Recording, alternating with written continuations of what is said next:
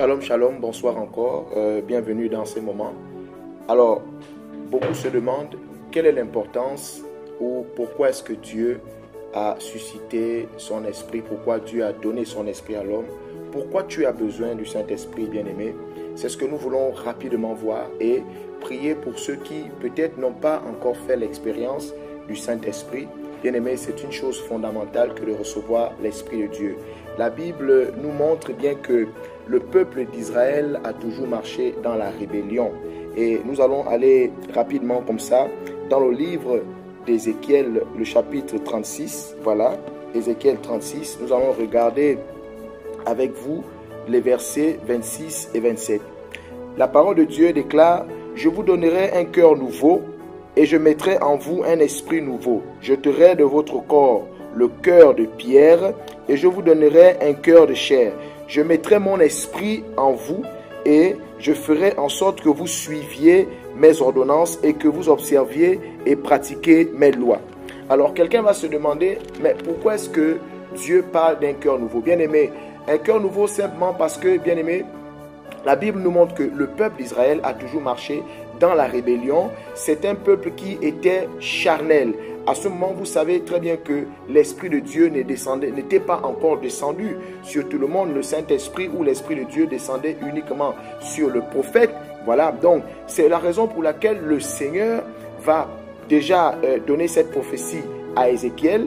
Et il donnera la même prophétie au prophète Joël, qui sera repris par Pierre lorsqu'il dira que dans les derniers temps, je reprendrai de mon esprit sur toute chair, vos fils et vos filles prophétiseront. C'est une promesse que Dieu va accorder justement à, on va dire, à l'humanité ou bien aux hommes, parce que le Seigneur a constaté que le fait que l'homme ne reçoive pas l'Esprit de Dieu faisait en sorte que le cœur de l'homme soit un cœur de pierre, un cœur dur, un cœur qui ne reçoit pas l'amour de Dieu. Et certainement tu es dans cet état d'esprit où tu te demandes pourquoi tu as du mal à obéir au Seigneur, à suivre la loi de Dieu, comme pourquoi tu as du mal à accepter la parole de Dieu. Aujourd'hui, il y a beaucoup de personnes qui justement éprouvent des difficultés à obéir à Dieu.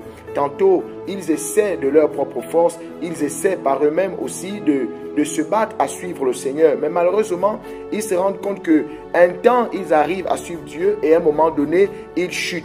Bien-aimés, comprenez en fait que comme la Bible dit, ce n'est pas par la force ni par la puissance, mais c'est par le Saint-Esprit. C'est la raison pour laquelle tu as besoin du Saint-Esprit, parce que si tu n'as pas l'Esprit de Dieu, bien-aimé, tu ne pourras pas justement suivre la voie du Seigneur, comme il nous est dit dans Ézéchiel 36. C'est la raison pour laquelle Dieu dit, nous avons besoin d'un cœur nouveau. Tu as besoin d'un cœur nouveau, mais tu ne peux pas recevoir ce cœur nouveau si l'Esprit de Dieu ne descend pas dans ta vie, si l'Esprit de Dieu ne vient pas justement à faire ce travail en toi.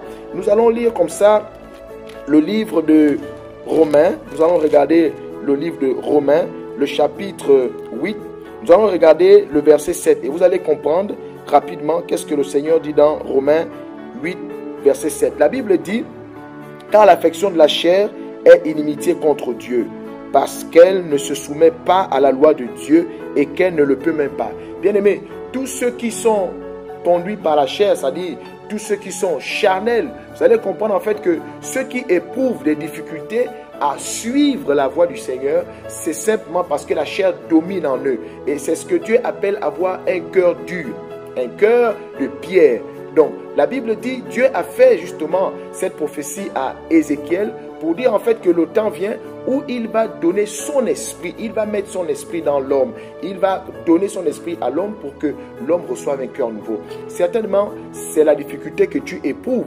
Tu as besoin de recevoir un cœur nouveau, tu as besoin de recevoir le Saint-Esprit. Parce que si ce n'est pas par l'Esprit, bien-aimé, tu vas te battre, tu marcheras toujours dans le péché, tu seras toujours dans cette difficulté. Tu vas te mettre à pratiquer un moment et un autre moment, tu vas encore chuter. C'est pourquoi tu as besoin du Saint-Esprit. Donc, une des choses que tu dois comprendre déjà, pourquoi est-ce que tu as besoin du Saint-Esprit? C'est parce que le Saint-Esprit en toi, comme nous dit Ézéchiel 36, va transformer ton cœur. Il te donnera un cœur qui est capable d'obéir à Dieu, un cœur qui est capable de suivre la loi du Seigneur. Parce que la Bible dit, lorsqu'on est charnel et que nous ne recevons pas l'Esprit de Dieu, la chair ne se soumet pas à Dieu. C'est pourquoi beaucoup de personnes éprouvent la difficulté à obéir à Dieu. Alors, c'est une des choses que tu as besoin de comprendre pour savoir en effet pourquoi est-ce que tu as besoin du Saint-Esprit. Une autre chose que tu dois comprendre, pourquoi est-ce que tu as besoin du Saint-Esprit. La Bible nous dit dans le livre de Jean, que nous allons rapidement parcourir parce qu'après, nous voulons prier avec vous afin que l'Esprit de Dieu également descende dans vos vies.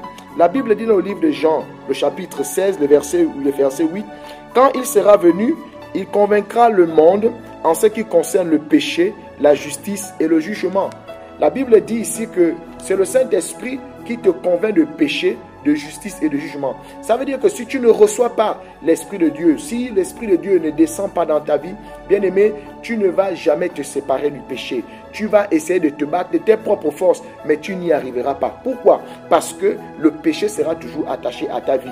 Tu vas le faire avec tes propres forces. Ici, la Bible dit, ce n'est pas par la force. Il faut simplement que l'Esprit de Dieu vienne dans ta vie et tu verras que ce sera facile. Pourquoi? Parce que c'est le Saint-Esprit qui mettra en toi la conviction du péché. Il mettra en toi le dégoût du péché. Vous savez, il y a des personnes qui aujourd'hui pêchent, mais elles ne se rendent pas compte que pécher n'est pas une bonne chose. Elles ne se rendent pas compte qu'elles offensent le Seigneur. Il y a même des chrétiens qui, étant même dans l'église, n'ont pas encore reçu l'Esprit de Dieu et qui marchent dans le péché. Je vais dire à quelqu'un, quand l'Esprit de Dieu opère déjà dans ta vie, bien-aimé, tu as le dégoût du péché. Tu ne peux pas et tu ne peux plus marcher dans le péché. Tu ne marches plus dans la désobéissance, mais au contraire, tu as maintenant en toi cette force qui te conduit à ne pas justement marcher selon la voie de la chair, mais plutôt marcher selon la voie de l'esprit. C'est pourquoi tu as besoin du Saint-Esprit, afin que le péché ne s'attache pas à ta vie, afin que tu ne sois pas obligé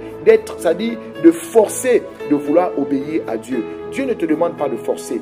Dieu te dit simplement de recevoir son esprit afin que tu te détaches du péché, afin que tu aies le dégoût du péché. Ça veut dire que celui qui a réellement reçu l'Esprit de Dieu, une des choses que le Seigneur permet justement, quand nous recevons le Saint-Esprit, c'est comme il nous a dit dans Jean 16, le verset 8, le Saint-Esprit va te convaincre de péché, de justice et de jugement. Tu vas ressentir au-dedans de toi le dégoût du péché. Tu auras soif de la justice. Ça veut dire que tu deviendras, c'est-à-dire l'Esprit de Dieu en toi va te conduire à marcher dans la justice. Et c'est lui qui mettra en toi justement cette idée de jugement. La Bible déclare que Dieu viendra juger les vivants et les morts. Or, c'est l'Esprit de Dieu en toi qui va justement, on va dire, faire ressortir toutes ces choses afin que tu comprennes que si Dieu t'a donné, si Dieu veut que tu reçoives le Saint-Esprit, c'est justement pour cette raison. Parce que l'homme n'a jamais voulu obéir à Dieu, bien-aimé. L'homme n'a jamais voulu suivre les voies du Seigneur. C'est la raison pour laquelle Dieu a promis, justement par Ézéchiel et par la bouche de Joël, et il a repris par la bouche de Pierre, après le jour de la Pentecôte, que Dieu va répandre son esprit. C'est pour nous faciliter la tâche, parce que nous savons que l'homme n'aime pas toujours suivre la voie de Dieu. Et une autre chose que je vais noter avec toi avant que nous nous mettions à prier, ce que tu dois savoir, c'est que le livre de Romains 8 nous dit également dans le verset 9, la Bible dit ceci: pour vous, vous ne vivez pas selon la chair, mais selon l'esprit, si du moins l'esprit de Dieu habite en vous. Si quelqu'un n'a pas l'esprit de Christ, il ne lui appartient pas. Alors bien aimé, tu dois savoir que tu as besoin du Saint-Esprit. Premièrement, pour marcher selon les voies du Seigneur, comme il est dit dans Ézéchiel 36, recevoir un cœur nouveau afin d'obéir à Dieu. Ça, c'est la première des choses. La deuxième chose, c'est que tu as besoin du Saint-Esprit pour ne plus forcer à lutter contre le péché, à faire les choses par ta propre force. Mais l'Esprit de Dieu en toi va susciter au-dedans de toi le dégoût du péché. Donc, tu ne vas plus t'attacher à cette vie de désobéissance, à cette vie de péché, parce que l'Esprit de Dieu en toi fera ce travail. Et la dernière chose que nous voulons, que je veux partager avec vous ici, c'est que la Bible dit, celui qui n'a pas l'Esprit de Christ ne lui appartient pas. Ça veut dire que tu ne peux pas dire que tu es enfant de Dieu, alors que l'Esprit de Dieu n'est pas en toi, il n'opère pas en toi. Alors, ce sont ces choses fondamentales que vous devez retenir. On reviendra, on va dire, avec d'autres points pour vous donner et vous montrer l'importance qu'il y a dans le fait de recevoir l'Esprit de Dieu. Si tu n'as pas le Saint-Esprit, bien aimé, tu n'appartiens pas à Dieu. Et si tu n'appartiens pas à Christ, alors forcément tu appartiens au diable. C'est pourquoi la Bible dit que nous devons manifester justement le fait que nous sommes enfants de Dieu en menant une vie qui plaît au Seigneur. Alors je vais prier avec toi afin que l'Esprit de Dieu, la Bible dit, jusqu'ici vous ne m'avez rien demandé. Il dit dans sa parole que si méchant que vous l'êtes, vous savez donner de bonnes choses à vos enfants. À bien plus forte raison, moi l'Éternel, donnerai-je le Saint-Esprit à ceux qui me le demandent. Toi qui me suis, de là où tu es, ne te dis pas en fait que le Seigneur ne peut pas faire cela pour toi. Si tu es déjà chrétien et que certainement tu es déjà dans une église où tu marches déjà avec le Seigneur, mais tu sens en toi certaines difficultés. Tu as du mal justement à marcher de la façon dont le Seigneur te demande. Je crois que tu as besoin de faire l'expérience du Saint-Esprit.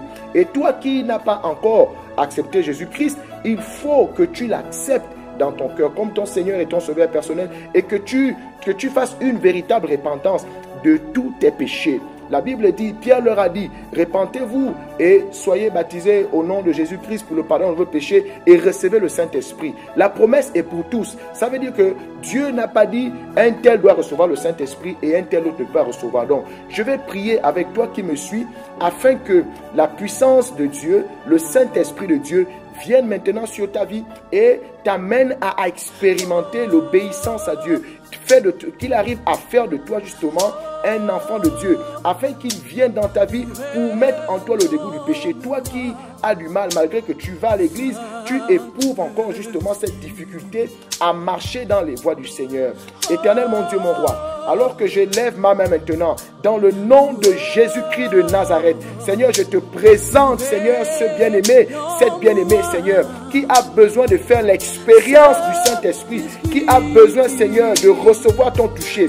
Seigneur, tu as dit, si méchants que nous sommes, nous savons donner des bonnes choses à nos enfants. À bien plus forte raison, toi, l'Éternel, donneras-tu le Saint-Esprit à ceux qui te le demandent. Seigneur, je te présente maintenant mon frère, ma soeur, qui est, Seigneur, de l'autre côté et qui espère, Seigneur, en ce moment, qui est dans les mains éternelles, mon Dieu, mon roi.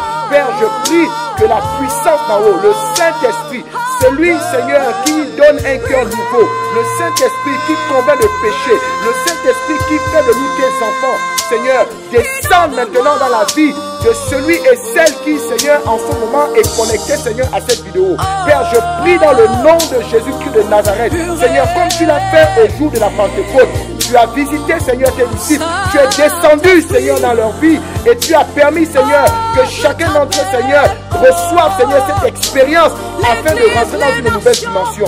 Je te prie pour ma soeur, je te prie pour mon frère, Esprit du Dieu vivant, Saint-Esprit de Dieu, je te prie maintenant de visiter ce frère, de visiter cette soeur, de visiter cette personne qui a besoin d'un cœur nouveau, qui a besoin de marcher dans les voies du Seigneur, qui a besoin de faire l'expérience d'une vie nouvelle. Éternel mon Dieu, mon roi, tu as dit, ce n'est pas par la force ni par la puissance, mais c'est par le Saint-Esprit. Éternel, je prie maintenant que ton esprit, Seigneur, soit maintenant libéré, relâché dans la vie de celui qui écoute et qui suit, Seigneur, maintenant, en ce moment, Père éternel. Seigneur, tu ne fais exception de personne. Tu aimes les hommes, Seigneur, de la même façon. C'est pourquoi je te prie maintenant, au nom de Jésus, Seigneur, de relâcher ton esprit sur cette personne, Seigneur, qui espère en toi, qui a besoin d'expérimenter une vie nouvelle, un cœur nouveau. Éternel, cette personne qui, Seigneur, croit, Seigneur, que sa vie peut changer. Seigneur, je te le demande dans le nom de Jésus. Glorifie ton nom. Alors que mon frère et ma soeur, Seigneur, espère recevoir ton toucher, je prie maintenant dans le nom de Jésus que celui qui est connecté en ce moment, Seigneur, reçoive la visitation. Saint-Esprit, je prie que tu visites cette personne, que tu visites cette soeur, que tu visites ce frère, que tu visites ce bien-aimé, dans le nom puissant de Jésus-Christ de Nazareth. Éternel, glorifie ton nom. Seigneur, glorifie ton nom. C'est toi qui as montré à Paul, Seigneur, que parmi les disciples, il y avait ceux qui étaient disciples, mais ils n'avaient pas encore fait l'expérience du Saint-Esprit. Seigneur, je te présente cette personne. Seigneur, je prie maintenant que tu relâches ta grâce et que le Saint-Esprit maintenant, Seigneur, entre dans la vie de cette personne. entre dans la vie de cette personne. Dans le nom de Jésus. Dans le nom de Jésus. Dans le nom de Jésus. Seigneur, tu as dit le Saint-Esprit est donné en ton nom. C'est pourquoi je prie maintenant que celui et celle qui sont connectés maintenant, Seigneur, reçoivent la visitation du Saint-Esprit dans le nom de Jésus. Dans le nom de Jésus. Béni soit ton nom. Merci Saint-Esprit de visiter cette personne, de visiter ce cœur qui était un cœur de pierre et qui devient un cœur de chair, de visiter cette personne qui longtemps, Seigneur, a lutté, Père, pour marcher selon tes voies, mais par la puissance du Saint-Esprit qui visite cette personne maintenant, sa vie est transformée pour la gloire de ton nom. Éternel, merci, car nous n'avons pas mérité, mais c'est par la grâce que tu accordes, Seigneur, cela à tes enfants. Je te bénis, je te rends l'honneur et la gloire, maintenant et pour toujours, pour ce que tu as fait dans la vie de cette personne. Au nom de Jésus, Père, sois glorifié.